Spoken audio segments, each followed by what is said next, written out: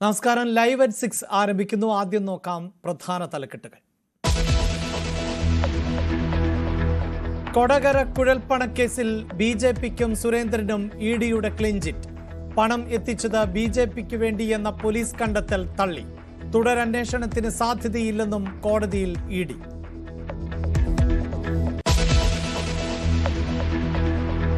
സംസ്ഥാനത്ത് നഷ്ടത്തിലോടുന്ന പൊതുമേഖലാ സ്ഥാപനങ്ങൾ അടച്ചുപൂട്ടണമെന്ന് CAG. 131 സ്ഥാപനങ്ങളിൽ 77 നഷ്ടത്തിൽ. ആകെ നഷ്ടം 18,000 കോടിയിലേറെ. KSRTC കണക്കുകൾ നൽകുന്നില്ല. KMML ക്രമക്കേടുണ്ട് എന്നും കണ്ടെത്തൽ.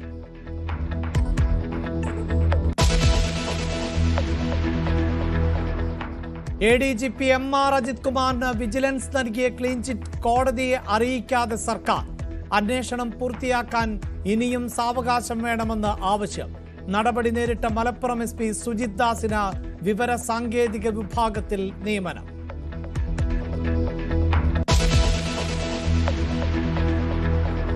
കശുവണ്ടി വികസന കോർപ്പറേഷൻ അഴിമതിയിൽ INTUC നേതാവ് R ചന്ദ്രശേഖരനെ രക്ഷിച്ച് സർക്കാർ. പ്രോസിക്യൂട്ട് ചെയ്യേണ്ടെന്ന വ്യവസായ വകുപ്പ്. അഴിമതിക്കോ ഗൂഢാലോചനയ്ക്കോ തെളിവില്ല. CBI പ്രോസിക്യൂഷൻ അനുമതി തേടിയത് 500 കോടിയുടെ അഴിമതി ഇടപാട്.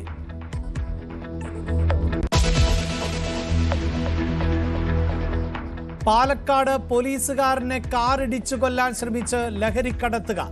വടക്കഞ്ചേരി ASIയുടെ കാലിന് പരിക്ക്. മലപ്പുറം എടപ്പാളിൽ യുവാവിനെ തട്ടിക്കൊണ്ടുപോയി മർദ്ദിച്ചു. വാളയാറിൽ MDMAയുമായി പിടിയിലായ അമ്മയും മകനും. വർഷങ്ങളായി ലഹരി കടത്തുന്നുവെന്ന് എക്സൈസ്.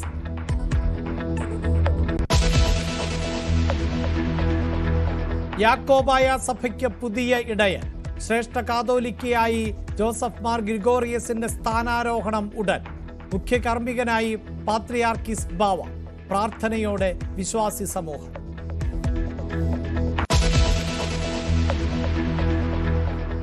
സ്വകാര്യ സർവകലാശാല ബിൽ നിയമസഭ പാസാക്കി.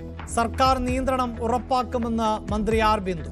ഉന്നത വിദ്യാഭ്യാസ മേഖലയിൽ കച്ചവടത്തിന് കാരണമാകുമെന്ന് പ്രതിപക്ഷം. ബില്ലിനെതിരായി AISF മാർച്ചിൽ സംഘർഷം. പോലീസ് ജലപീരങ്കി പ്രയോഗിച്ചു.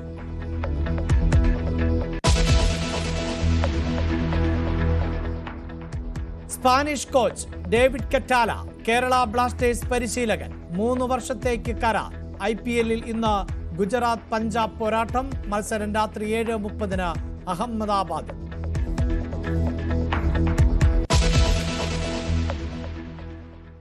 ഏറെ വിവാദമായ കൊടകര കുഴൽപ്പണക്കേസിൽ BJPക്കും K സുരേന്ദ്രനും ഇഡിയുടെ ക്ലീൻ ചിറ്റ്. പോലീസ് കണ്ടെത്തൽ തള്ളി ഇഡി കുറ്റപത്രം സമർപ്പിച്ചു. പണം എത്തിച്ചത് BJPക്കല്ല എന്നാണ് ഇഡിയുടെ വിലയിരുത്തൽ. കലൂർ PMLA കോടതിയിലാണ് കുറ്റപത്രം സമർപ്പിച്ചത്. ഡാനി പോളുണ്ട് വാർത്തയുടെ വിശദാംശങ്ങളുമായി. ഡാനി, BJPയെയും ഒപ്പം BJPയുടെ മുൻ അധ്യക്ഷനെയും ഒരുപോലെ പ്രതിക്കൂട്ടിലാക്കിയ സംഭവത്തിലാണ് ഇഡി പാർട്ടിക്കും സുരേന്ദ്രനും ക്ലീൻ ചിറ്റ് നൽകുന്നത്. എന്താണ് വിവരങ്ങൾ?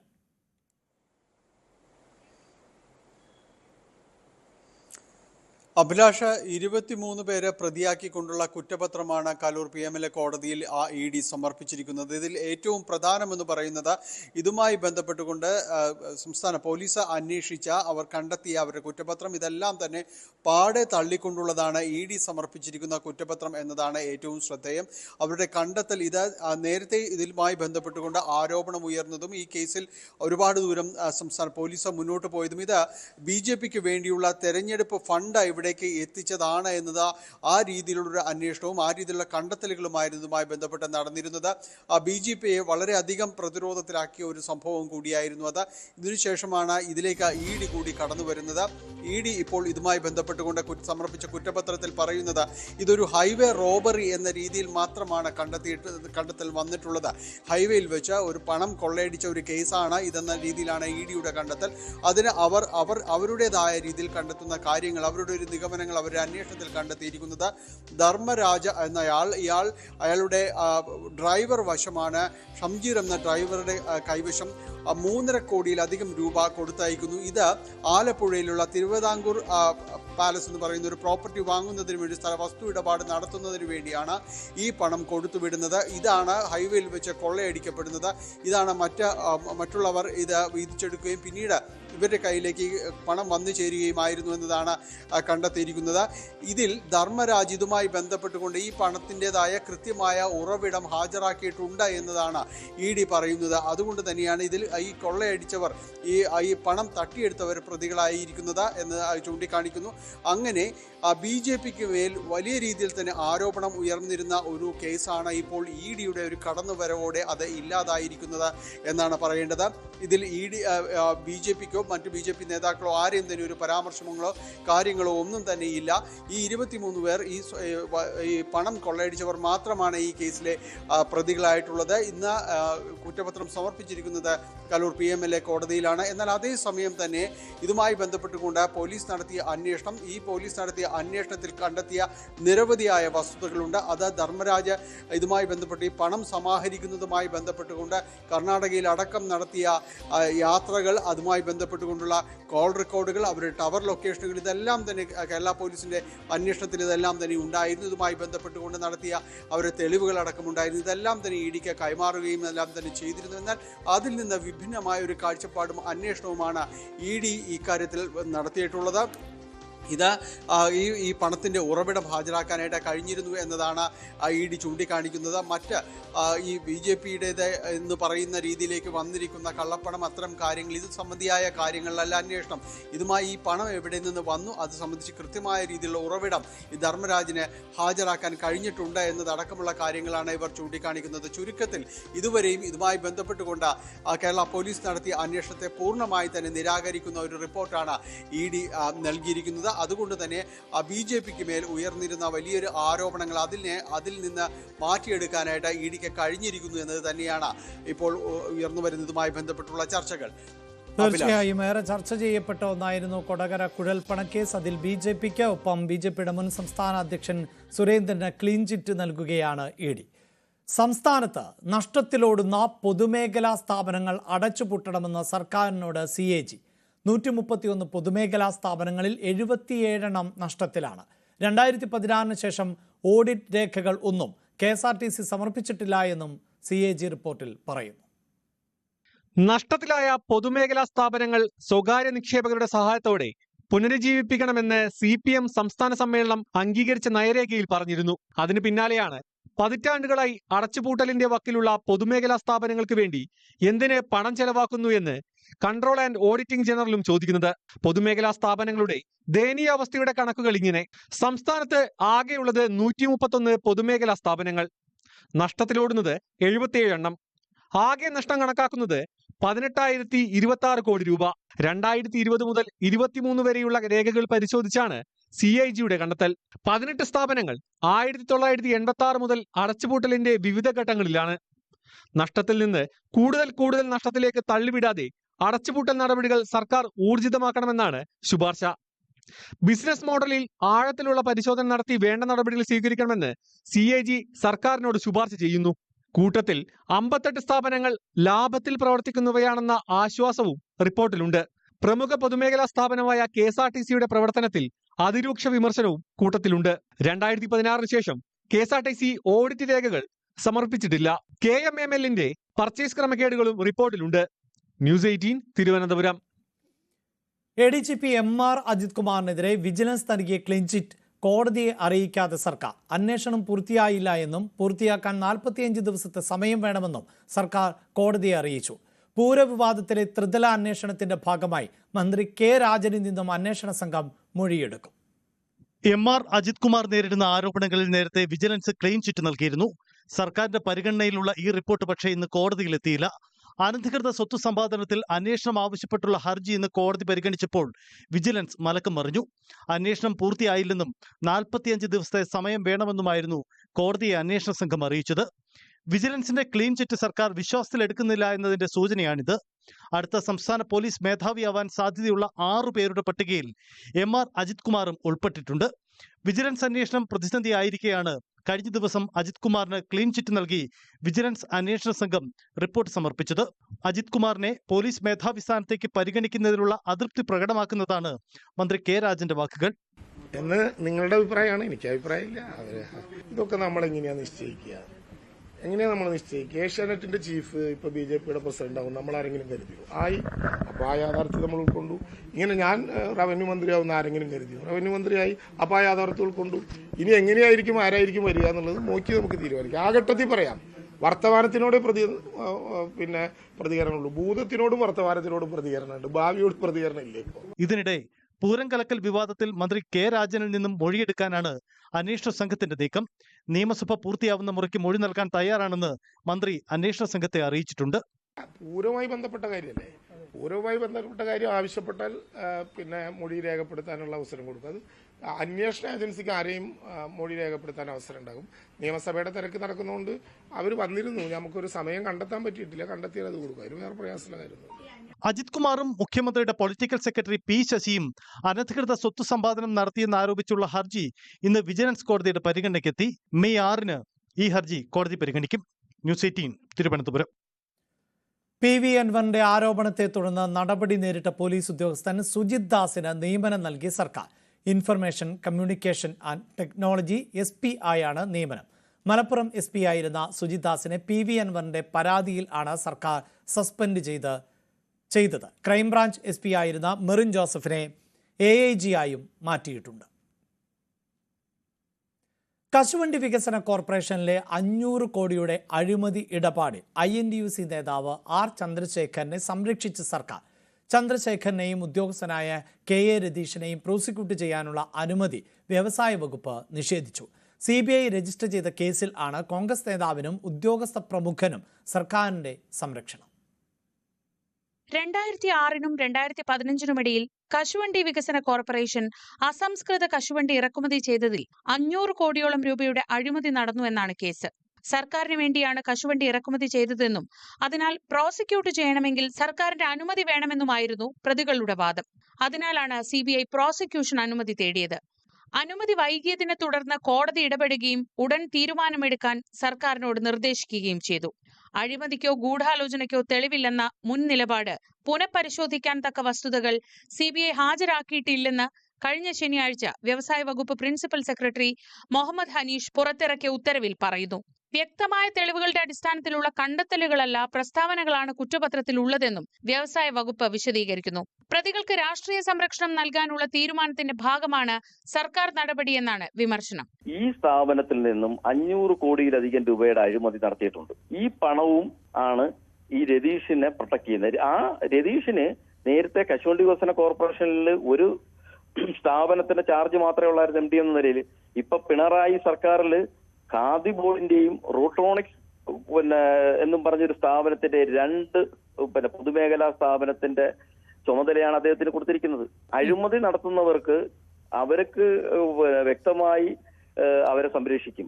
CPM-ലെ കണ്ണൂർ നേതൃത്വവുമായി വളരെ അടുത്ത ബന്ധം പുലർത്തുന്ന ഉദ്യോഗസ്ഥനാണ് രതീഷ്. സമീപകാലത്ത് ചന്ദ്രശേഖരൻ CPM അനുകൂല പ്രസ്താവനകൾ നടത്തിയത് കോൺഗ്രസിനുള്ളിൽ തന്നെ വിവാദമായിരുന്നു. ഹർജി 28-ന് കോടതി വീണ്ടും പരിഗണിക്കും. ന്യൂസ് 18 തിരുവനന്തപുരം. സ്വകാര്യ സർവകലാശാല ബിൽ നിയമസഭ പാസാക്കി. ഇടത് സർക്കാരിന്റെ പുതു കാൽവയ്പ് എന്ന് മന്ത്രി R ബിന്ദു. സർക്കാർ നിയന്ത്രണം സർവകലാശാലകളിൽ ഉറപ്പാക്കുമെന്ന് മന്ത്രി പറഞ്ഞു. എന്നാൽ ബിൽ ഉന്നത വിദ്യാഭ്യാസ മേഖലയിൽ കച്ചവടത്തിന് ഇടയാക്കും എന്ന് പ്രതിപക്ഷം ആരോപിച്ചു. ഗൗരവമായ പരിശോധന വേണം എന്നും ബില്ലിനെ തത്വത്തിൽ എതിർക്കുന്നില്ല എന്നും പ്രതിപക്ഷ നേതാവ് VD സതീശൻ പറഞ്ഞു. അതേസമയം സ്വകാര്യ സർവകലാശാല ബിൽ പാസാക്കിയതിന് എതിരെ AISF സെക്രട്ടേറിയറ്റിന് മുന്നിൽ പ്രതിഷേധിച്ചു. പ്രവർത്തകർക്ക് നേരെ പോലീസ് ജലപീരങ്കി പ്രയോഗിച്ചു.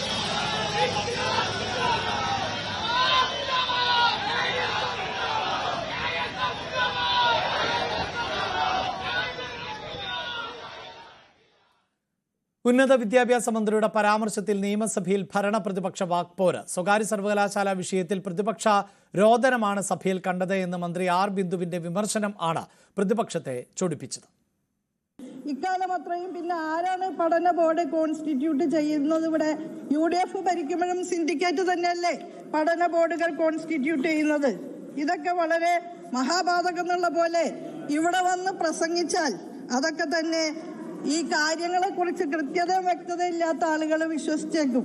പക്ഷെ കൃത്യമായ കാര്യം പരിശോധിക്കുന്നവർക്ക് അതിനെപ്പറ്റി മനസ്സിലാവും. ഈ സഭയിലെ പുതിയ മെമ്പർ രാഹുൽ മാങ്കൂട്ടം ഇവിടെ ഒരു വെർബൽ ഡയറിയ കാഴ്ചവെക്കുകയുണ്ടായി.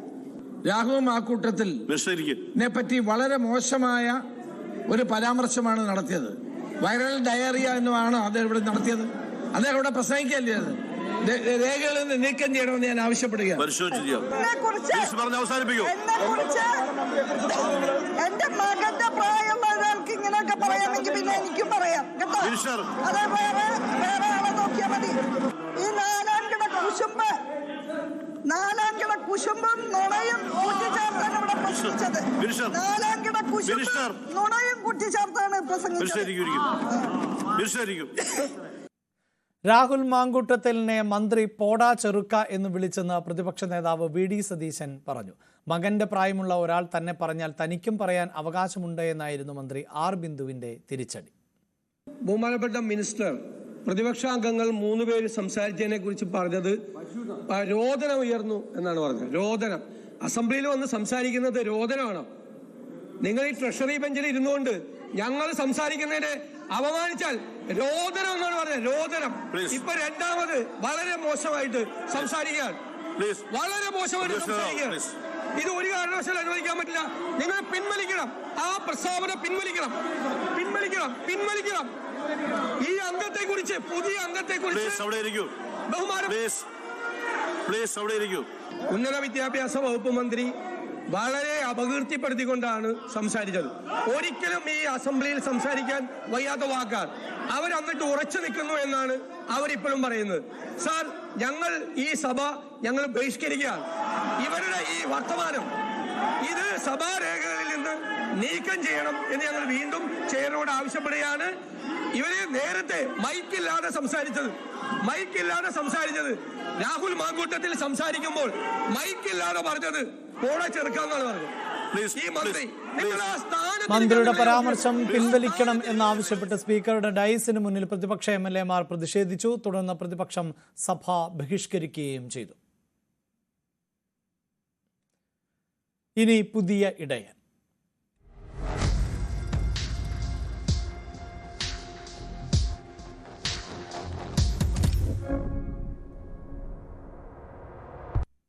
യാക്കോബായ സഭയുടെ പുതിയ ശ്രേഷ്ഠ കാതോലിക്ക ബാവയായി ജോസഫ് മാർ ഗ്രിഗോറിയസിന്റെ സ്ഥാനാരോഹണം ഇന്ന്. ഇന്ത്യൻ സമയം രാത്രി 8:30 ലബനൻ തലസ്ഥാനമായ ബെയ്റൂട്ടിലെ സെന്റ് മേരീസ് പാത്രിയർക്ക കത്തീഡ്രലിൽ ആണ് ചടങ്ങ്. സഭയുടെ പരമാധ്യക്ഷൻ ഇഗ്നാത്തിയോസ് അപ്രേം ദ്വിതീയൻ പാത്രിയർക്കിസ് ബാവ ചടങ്ങുകൾക്ക് കാർമ്മികത്വം വഹിക്കും.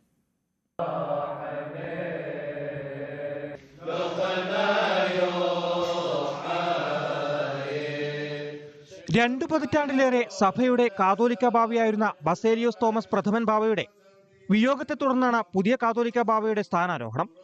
ചടങ്ങിൽ യാക്കോബായ സഭയുടേതടക്കം സിറിയൻ ഓർത്തഡോക്സ് സഭയിലെ മറ്റു മെത്രാപ്പൊലീത്തമാർ സഹകാർമ്മികരാകും. ഒരുക്കങ്ങൾ പൂർത്തിയായതായി സഭാ വക്താവ് കുര്യാക്കോസ് മോർ തെയോഫിലോസ് മെത്രാപ്പൊലീത്ത പറഞ്ഞു.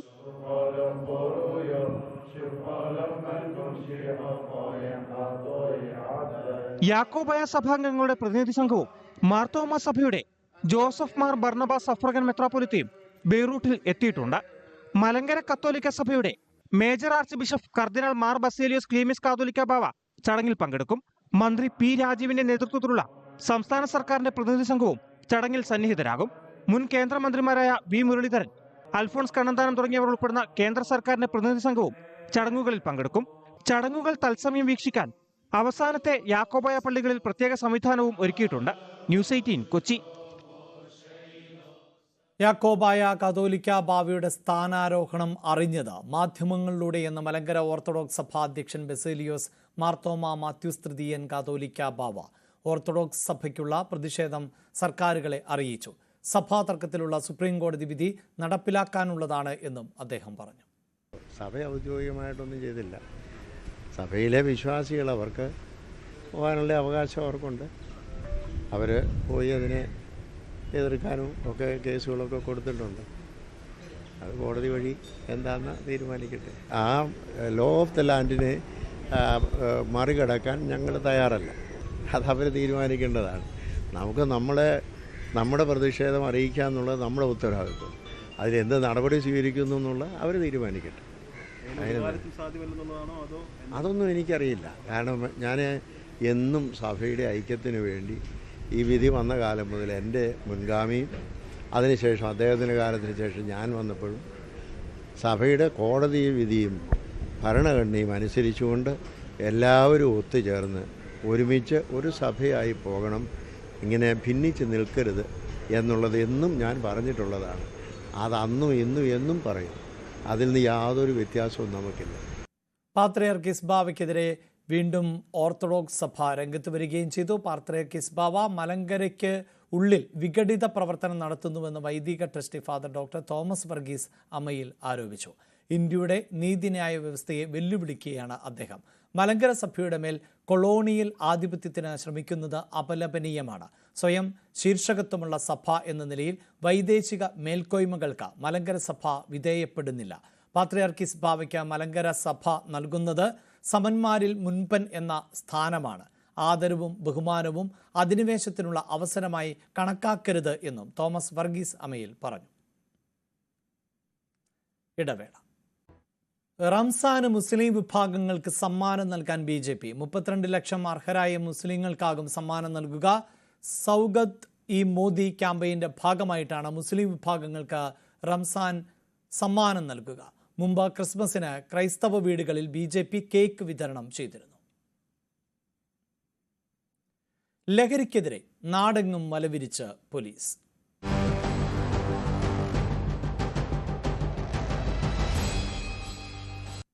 പാലക്കാട് വാളയാറിൽ MDMAയുമായി പിടിയിലായ അമ്മയും മകനും എക്സൈസിന്റെ നോട്ടപ്പുള്ളി. പിടിയിലായ അശ്വതി ബംഗളൂരുവിൽ നിന്ന് വർഷങ്ങളോളം ലഹരി കടത്തിയെന്നും എക്സൈസ് പറയുന്നു. കഴിഞ്ഞ ദിവസം വാളയാർ ചെക്ക് പോസ്റ്റിൽ നടത്തിയ തെരച്ചിലിലാണ് മയക്കുമരുന്ന് സംഘം പിടിയിലായത്. തൃശൂർ സ്വദേശി അശ്വതി, മകൻ ഷോൺ സണ്ണി, കോഴിക്കോട് എലത്തൂർ സ്വദേശികളായ P മൃദുൽ, അശ്വിൻ ലാൽ എന്നിവരാണ് എക്സൈസിന്റെ പിടിയിലായത്.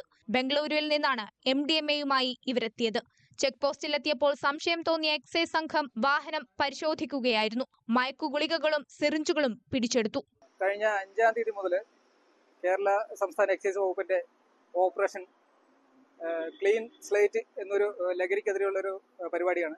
അതിന്റെ ഭാഗമായിട്ട് ഊർജിതമായിട്ടുള്ള വാഹന പരിശോധന മറ്റും നടത്തിക്കൊണ്ടിരിക്കുന്നു.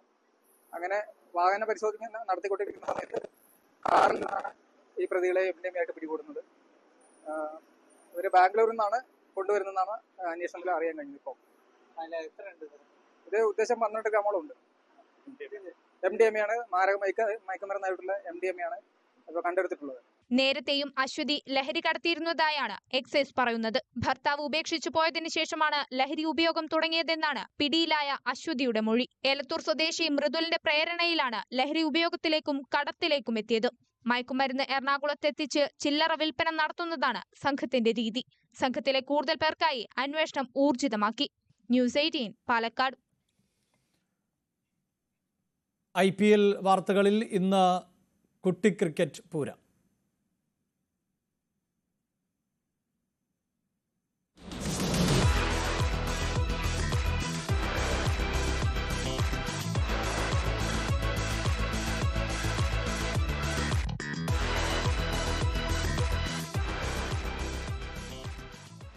IPL ഇന്ന് പഞ്ചാബ് കിങ്സ് 11 ഗുജറാത്ത് ടൈറ്റൻസും ഏറ്റുമുട്ടും. അഹമ്മദാബാദിൽ രാത്രി 7:30 മത്സരം. ശുഭ്മാൻ ഗിൽ നയിക്കുന്ന ഗുജറാത്തിനെ നേരിടാൻ പഞ്ചാബ് എത്തുമ്പോൾ കഴിഞ്ഞ തവണ കൊൽക്കത്തയെ കിരീട നേട്ടത്തിലെത്തിച്ച ശ്രേയസ് അയ്യരാണ് നായിക സ്ഥാനത്ത്. ഏത് IPL സീസൺ തുടങ്ങുമ്പോഴും പഞ്ചാബ് ആയിരിക്കും സാധ്യതകളിൽ മുൻപന്തിയിൽ. പേര് പോലെ തന്നെ കിങ്സ് 11. എന്നാൽ അവസാന ഘട്ടത്തിലേക്ക് എത്തുമ്പോൾ എന്നും നിരാശയാണ് പഞ്ചാബിന്റെ ആരാധകർക്ക്. പുതിയ സീസണിൽ പുതിയ തുടക്കം എന്ന ദൃഢനിശ്ചയത്തോടുകൂടി വീണ്ടും പഞ്ചാബ് എത്തുമ്പോൾ ഒരിക്കൽ കൂടി പ്രതീക്ഷ വെക്കുകയാണ് പഞ്ചാബ് ആരാധകർ. കഴിഞ്ഞ സീസണിന് ശേഷം പ്രഭ്സിമ്രൻ സിംഗിനെയും ശശാങ്ക് സിംഗിനെയും മാത്രമാണ് പഞ്ചാബ് നിലനിർത്തിയത്. അർഷദീപിനെയും ഹർപ്രീത് ബ്രാറിനെയും ലേലത്തിൽ തിരിച്ചുപിടിക്കുകയായിരുന്നു. ബാക്കിയെല്ലാം പഞ്ചാബിന് പുതുമുഖങ്ങളാണ്. പക്ഷേ എല്ലാം കിടിലൻ താരങ്ങളും. റിക്കി പോണ്ടിങ്ങിന്റെ കീഴിൽ എക്കാലത്തെയും മികച്ച സംഘത്തെ ഒരുക്കാനുള്ള ശ്രമത്തിലായിരുന്നു മാനേജ്മെന്റ്. കൊൽക്കത്ത നൈറ്റ് റൈഡേഴ്സിനെ ചാമ്പ്യന്മാരാക്കിയ ശേഷം നേരെ പഞ്ചാബിലേക്കാണ് നായകൻ ശ്രേയസ് അയ്യർ എത്തിയത്. റൺസ് അടിച്ചുകൂട്ടാൻ ഗ്ലെൻ മാക്സ്വെല്ലും സ്റ്റോയിനിസുമുണ്ട്. ബൗളിംഗിൽ കരുത്താകാൻ ലോക്കി ഫെർഗ്യൂസനും ചാഹലും. എങ്ങനെയൊക്കെ നോക്കിയാലും പഞ്ചാബിന്റെ രാജകുമാരന്മാർക്ക് സിംഹാസനം സ്വപ്നം കാണാം ഇത്തവണ. ഇനി മറുവശത്താര വലിയ മാറ്റങ്ങളില്ലാതെ എത്തുന്ന ഗുജറാത്ത് ടൈറ്റൻസ് ആണ്. കാര്യങ്ങൾ ടൈറ്റാക്കാനുള്ള ശ്രമത്തിലാണ് ശുഭ്മാൻ ഗിൽ, ഇംഗ്ലീഷ് കരുത്തൻ ജോസ് ബട്ട്ലർ, അഫ്ഗാൻ വീര്യം റാഷിദ് ഖാൻ, വണ്ടർമാൻ രാഹുൽ തവാത്തിയ, ദക്ഷിണാഫ്രിക്കയിൽ നിന്ന് കാഗിസോ റബാഡയും ജെറാൾഡ് കോട്സിയും. ഇങ്ങനെ നീളുന്നു ഗുജറാത്തിന്റെ നിര. നരേന്ദ്രമോദി സ്റ്റേഡിയത്തിലെ പിച്ചിന്റെ സ്വഭാവം പക്ഷേ പ്രവചിക്കുക പ്രയാസമാണ്. 160 പോലും അവിടെ ഭേദപ്പെട്ട സ്കോറായിരിക്കും. 18ന്റെ മധുരത്തിലേക്ക് എത്തിയ IPL-ൽ ഇനിയും കിരീടം നേടാൻ കഴിയാത്ത പഞ്ചാബ് കിങ്സ് 11 ആയിരിക്കുമോ, അതോ ആദ്യ മത്സരത്തിൽ തന്നെ അല്ലെങ്കിൽ ആദ്യ അവസരത്തിൽ തന്നെ മിന്നിത്തിളങ്ങിയ ഗുജറാത്തിനായിരിക്കുമോ ഈ മത്സരദിനം സന്തോഷകരമാവുക? കാത്തിരിക്കാം. കേരള ബ്ലാസ്റ്റേഴ്സിന്റെ ഹെഡ് കോച്ചായി ഡേവിഡ് കറ്റാലയെ നിയമിച്ചു. ബ്ലാസ്റ്റേഴ്സുമായി 1 വർഷത്തെ കരാറിൽ ഏർപ്പെട്ട കറ്റാല എത്രയും വേഗം ക്ലബിന്റെ ചുമതല വഹിക്കും. ആരാണ് ഡേവിഡ് കറ്റാല എന്ന് നോക്കാം. ISL 2024-25 കേരള ബ്ലാസ്റ്റേഴ്സ് ആരാധകർ ഓർക്കാൻ ആഗ്രഹിക്കാത്ത സീസൺ. 8ാം സ്ഥാനത്ത് അവസാനിച്ച ബ്ലാസ്റ്റേഴ്സിന്റെ പ്രകടനം ആരാധകരെ ചെറുതായല്ല ചൊടിപ്പിച്ചത്. തുടർച്ചയായ തോൽവികൾ കാരണം പരിശീലകൻ മിഖായൽ സ്റ്റാറയുമായി കഴിഞ്ഞ വർഷം ഡിസംബറിൽ പിരിഞ്ഞ ബ്ലാസ്റ്റേഴ്സ് പരിശീലക സഹായികളായിരുന്ന ജോൺ വെസ്ട്രോമിനെയും ഫെഡറിക്കോ പെരേര മൊറൈസിനെയും പുറത്താക്കിയിരുന്നു. പിന്നീടുള്ള സീസണിലെ 12 മത്സരങ്ങളിലും TG പുരുഷോത്തമൻ എന്ന പരിശീലക സഹായിയാണ് ടീമിനെ നയിച്ചിരുന്നത്. അതിൽ 5 മത്സരങ്ങൾ ബ്ലാസ്റ്റേഴ്സ് വിജയിക്കുകയും ചെയ്തിരുന്നു. സ്റ്റാറയ്ക്ക് പിന്നാലെ ആര് എന്ന ചോദ്യത്തിനാണ് ബ്ലാസ്റ്റേഴ്സ് നിലവിൽ ഡേവിഡ് കറ്റാല എന്ന ഉത്തരവുമായി എത്തുന്നത്. സെൻട്രൽ ഡിഫൻഡറായി സ്പെയിനിനും സൈപ്രസിനും വേണ്ടി 500 മത്സരങ്ങളോളം കളിച്ച കറ്റാല ക്രൊയേഷ്യൻ ഫസ്റ്റ് ഫുട്ബോൾ ലീഗിൽ NK ഇസ്ട്ര 1961നെയും പ്രൈമർ ഫെഡറേഷനിൽ CE സെബാഡൽ FCയെയും പരിശീലിപ്പിച്ചിട്ടുണ്ട്. കേരള ബ്ലാസ്റ്റേഴ്സിനായി പ്രവർത്തിക്കുന്നതിൽ അഭിമാനമുണ്ടെന്നും ബ്ലാസ്റ്റേഴ്സ് ആരാധകർ ശ്വസിക്കുന്നത് പോലും ഫുട്ബോൾ ആണെന്നായിരുന്നു പരിശീലക സ്ഥാനം ഏറ്റെടുത്തതിന് ശേഷമുള്ള കറ്റാലയുടെ ആദ്യ പ്രതികരണം. കൊച്ചിയിൽ ഉടനെത്തുന്ന കറ്റാല സൂപ്പർ കപ്പിന് വേണ്ടി പരിശീലനം ആരംഭിക്കും. Sports desk, news 18. തിരുവനന്തപുരത്ത് IB ഉദ്യോഗസ്ഥ മേഘയുടെ മരണത്തിൽ ദുരൂഹത ആരോപിച്ച കുടുംബം. മേഘയ്ക്ക് മറ്റു തരത്തിലുള്ള പ്രശ്നങ്ങൾ ഉണ്ടായിരുന്നില്ല എന്ന് വ്യക്തമാക്കിയ കുടുംബം വിശദമായ അന്വേഷണം ആവശ്യപ്പെട്ട് IBക്കും പേട്ട പോലീസിനും പരാതി നൽകി. എന്നാൽ പ്രണയത്തകർച്ചയാണ് ആത്മഹത്യയിലേക്ക് നയിച്ചത് എന്ന സൂചനയാണ് പോലീസ് നൽകുന്നത്. പത്തനംതിട്ട കൂടൽ സ്വദേശിയായ മേഘയെ തിരുവനന്തപുരം ചാക്കയ്ക്ക് സമീപം റെയിൽവേ ട്രാക്കിൽ ഇന്നലെ രാവിലെയാണ് മരിച്ച നിലയിൽ കണ്ടെത്തിയത്. തിരുവനന്തപുരം രാജ്യാന്തര വിമാനത്താവളത്തിലെ എമിഗ്രേഷൻ വിഭാഗം IB ഉദ്യോഗസ്ഥയാണ് മേഘ. കുടുംബ പ്രശ്നങ്ങളൊന്നുമില്ലാതിരുന്ന മേഘയുടെ മരണത്തിൽ ദുരൂഹതയുണ്ടെന്നാണ് കുടുംബം പറയുന്നത്. മേഘയുടെ ഫോൺ സൈബർ കുറ്റാന്വേഷണ വിഭാഗം പരിശോധിക്കണമെന്നും കുടുംബം ആവശ്യപ്പെട്ടു. അവള് രാവിലെ സാധാരണ ഷിഫ്റ്റ് കഴിഞ്ഞാൽ നേരെ റൂമിലേക്ക് പോകും. കഴിഞ്ഞ ദിവസം അത് തന്നെയാണ് വിളിച്ചു പറഞ്ഞത്. ഷിഫ്റ്റ് കഴിഞ്ഞിറങ്ങി വീട്ടിലേക്ക് അല്ലെങ്കിൽ റൂമിലേക്ക് പോകണമെന്ന് പറഞ്ഞു. പക്ഷേ എങ്കിൽ അവൾ പോകുന്ന വഴിക്ക് റെയിൽവേ ട്രാക്കൊന്നുമില്ല. ഈ റെയിൽവേ ട്രാക്കിൽ പോകണമെങ്കിൽ അതിൻ്റെ പിന്നിൽ എന്തെങ്കിലും ഒരു ഇതുണ്ടാകും എന്നാണ് നമ്മൾ വിശ്വസിക്കുന്നത്. അതുകൊണ്ടാണ് നമ്മൾ ദുരൂഹത ഉണ്ടെന്ന് പറയുന്നത്. അപ്പോൾ ഒന്ന് അന്വേഷിച്ച് കഴിഞ്ഞാൽ ആ ഫോൺ ആര് ചെയ്തു എന്നറിയാൻ പറ്റും. കാരണം ഫോണിൽ സംസാരിച്ചുകൊണ്ടാണ് ട്രാക്കിൽ കൂടെ നടന്നതെന്നാണ് ദൃക്സാക്ഷികൾ പറഞ്ഞതായിട്ടാണ് അവർ പറയുന്നത്. 1 വർഷം മുൻപാണ് മേഘ തിരുവനന്തപുരം വിമാനത്താവളത്തിൽ ജോലിയിൽ പ്രവേശിച്ചത്. IB ഉദ്യോഗസ്ഥനുമായി മേഘ പ്രണയത്തിലായിരുന്നുവെന്നും ഈ ബന്ധത്തിൽ നിന്ന് യുവാവ് പിൻവാങ്ങിയതിന്റെ മനോവിഷമത്തിലാണ് മേഘ ആത്മഹത്യ ചെയ്തെന്നാണ് പോലീസ് നൽകുന്ന വിവരം. ഫോൺ രേഖകളടക്കം പരിശോധിച്ച ശേഷമാണ് പോലീസിന്റെ പ്രാഥമിക നിഗമനം. ന്യൂസ് 18 പത്തനംതിട്ട. നീറ്റ് കീ എൻട്രൻസ് പരീക്ഷകൾക്ക് തയ്യാറെടുക്കുന്ന വിദ്യാർത്ഥികൾക്കായി സൈലം ക്രാഷ് പ്രോഗ്രാം ആരംഭിക്കുന്നു. കേരളത്തിൽ ഉടനീളം 29 സെന്ററുകളിൽ ആണ് ക്രാഷ് പ്രോഗ്രാം നടക്കുന്നത്. വിദഗ്ധർ തയ്യാറാക്കിയ പരീക്ഷാ പഠന സഹായികൾ, മുൻ വർഷത്തെ പരീക്ഷകളുടെ ചോദ്യോത്തരങ്ങളെ ആധാരമാക്കി തയ്യാറാക്കിയ റിവിഷൻ മെറ്റീരിയലുകൾ എന്നിവയോടൊപ്പം മികച്ച ക്ലാസുകളും ക്രാഷ് പ്രോഗ്രാമിന്റെ ഭാഗമായി സൈലം ഒരുക്കിയിട്ടുണ്ട്. ഉയർന്ന പഠന നിലവാരം പുലർത്തുന്ന വിദ്യാർത്ഥികൾക്ക് സ്കോളർഷിപ്പോടുകൂടി ബാച്ചിൽ ജോയിൻ ചെയ്യാം. മാർച്ച് 27 മെഗാ അഡ്മിഷൻ ഡേ സൈലത്തിന്റെ എല്ലാ ഓഫ്ലൈൻ ക്രാഷ് സെന്ററിലും നടക്കും. ലൈവ് at 6 പൂർണ്ണമാവുകയാണ്. ഇനി സകലമാന കേരളവുമായി ദിൽന ചേരും. നമസ്കാരം.